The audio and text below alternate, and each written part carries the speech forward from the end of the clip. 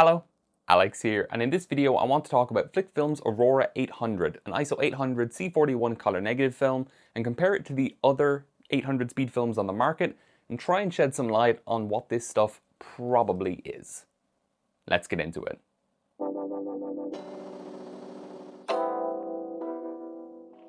First released in early 2024, Aurora 800 is, as I mentioned, a C41 color negative film with a box speed of 800, which is very fast and very unusual in the color negative market.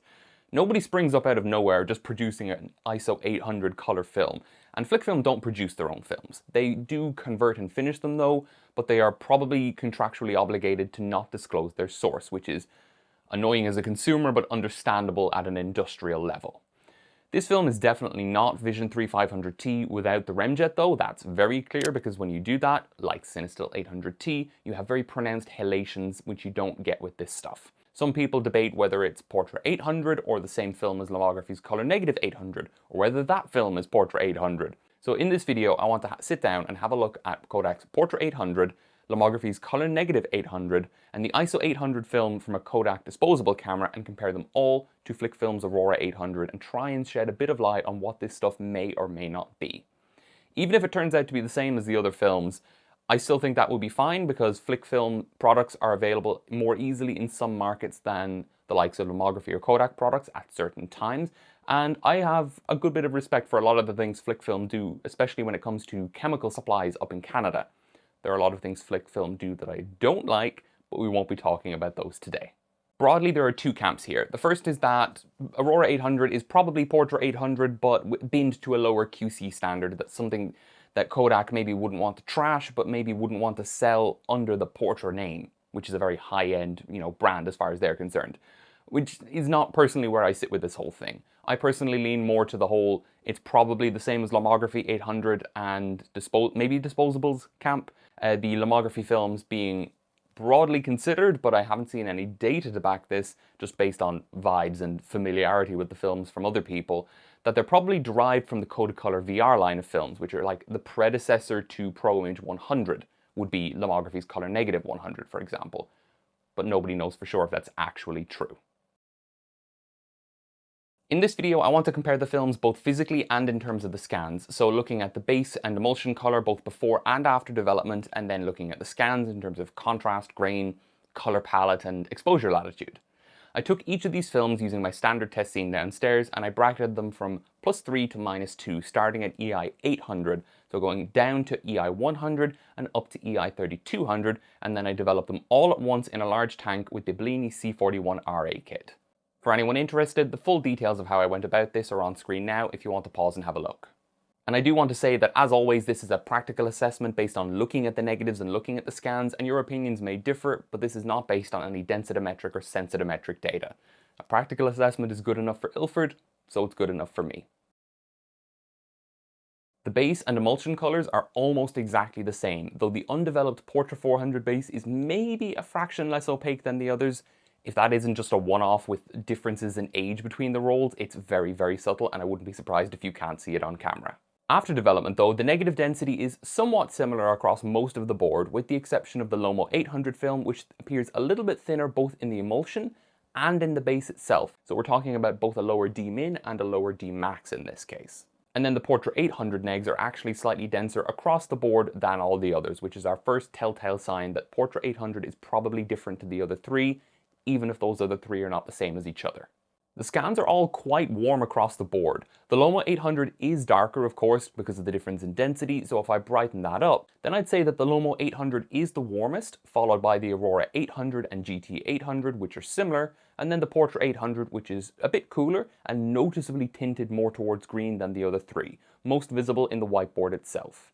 You may not be able to see this in the video, certainly after YouTube compression, but if we look at the color charts, it's very subtle, but Portra 800 has very slightly darker orange, pink, and red patches in every frame compared to the other three.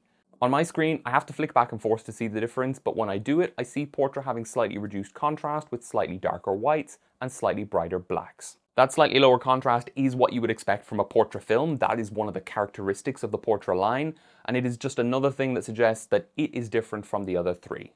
To look at the colors in a very broad way, let's look at a sort of contact sheet for each strip and compare them all at once.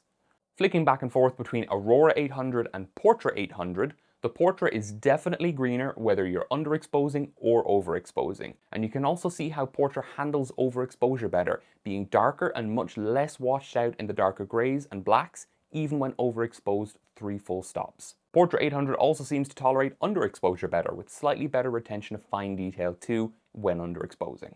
Next, comparing Aurora 800 to GT 800, throughout the whole range they kind of flip-flop between which leans more magenta and more green, which is probably just a limitation or artifact of my scanning process using Negative Lab Pro, even though I've synced settings across frames in the way that I usually do. When overexposing, I really don't see much difference.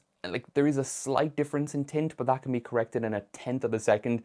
The dynamic range and the contrast seem about the same. When you're underexposing and look at, say, the lower mids or the upper shadows, like at the bottom of the grey card, they do look a bit better for the GT800, and sure enough, the darkest grey patch on the colour chart is definitely brighter. Resolution of fine detail, though, looks about the same in both cases, so overall there are differences between GT800 and Aurora 800, but they are much smaller than the differences between Aurora and Portra 800. And lastly, comparing Aurora to the Lomo 800, this time without compensating for the difference in density, just to minimize post-processing, the Lomo 800 is much greener and of course a bit darker across the range, and I'd say it's more green than could be explained with just the difference in exposure based on my gut feeling, especially since the highlights are tinted so much as well. Considering the density and difference in brightness, I would say they're about on par with each other when it comes to extreme overexposure, and remember, this is exposed a full 3 stops. And when underexposing by 2 stops, neither one looks good, and the Lomo is grainier, but that's going to be from the difference in density. On the resolution side, it's a toss-up, with the Aurora looking a little softer when overexposed, possibly due to halation, and the lomography film looking worse when both are underexposed because of the difference in grain. So that was a pretty quick look at Flic Film's Aurora 800. A lot of people think this stuff is just Portra 800 binned to a lower standard, like I mentioned, or just sold directly to Flic Film so that they can mass produce it and sell it to other markets. And I don't really think that's the case. Just from a business angle, it really doesn't make sense that Kodak would allow someone to buy one of their top tier films from them and then undercut them by such a significant degree. And it is a lot cheaper than Portra, don't get me wrong. It's a much fairer price, but it's not Portra 800, and looking at the scans, I think that's pretty clear. Compared to these other 3 films, Portra 800 has significantly better tolerance for under and overexposure. I would argue slightly more pleasing colors, albeit with a slight green tint that I didn't correct for the purpose of this. You would correct it when scanning, and slightly better retention of fine detail and slightly higher resolution with slightly finer grain. The other 3 films are broadly very similar. They have very similar contrast and over and underexposure tolerance, and very similar grain as well. There are differences in the colors, which I mentioned might be artifacts of using Negative Lab Pro, or it could just be an age thing, right? Higher ISO films degrade faster than lower ISO films, and I can't guarantee when these films were made. Portra 800 is the only one that comes with an expiration date, from which you can kind of infer the manufacturing date. I have no idea when these other films were made and how long they've been in cold or not cold storage before I got them. I bought the Portra 800 in a local shop. The Lomography 800 I bought directly from Lomography, and the Aurora 800 was a gift that I received around about the time that I went to make this video. When I received that, I bought the other films as quickly as I could. On the disposable, I bought that where I bought the Portra 800. So I kind of got them all around the same time, but that doesn't guarantee they were manufactured around the same time. The difference in the lomography film compared to the Aurora and the disposable film could also just be explained by the way that the mask in a color film works.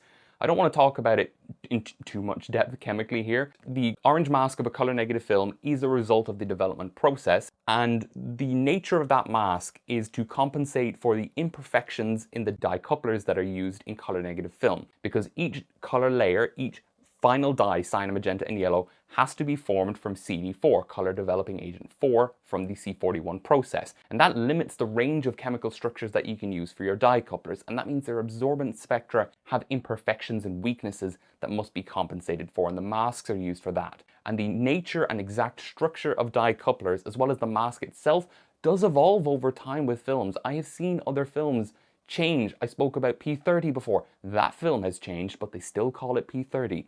Portra 800 has definitely changed recently, but it's still called Portra 800, and I've seen a difference in the tendency of Phoenix to turn purple over time.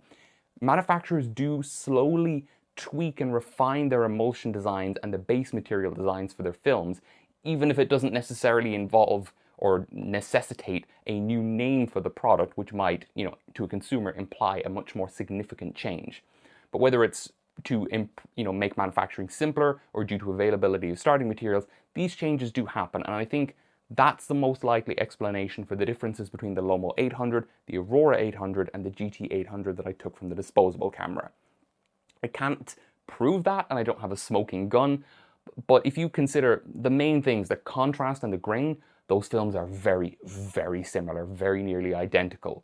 And apart from the density of the lomography film and the subtle differences in colors, I'd be fairly confident in saying they're the same thing.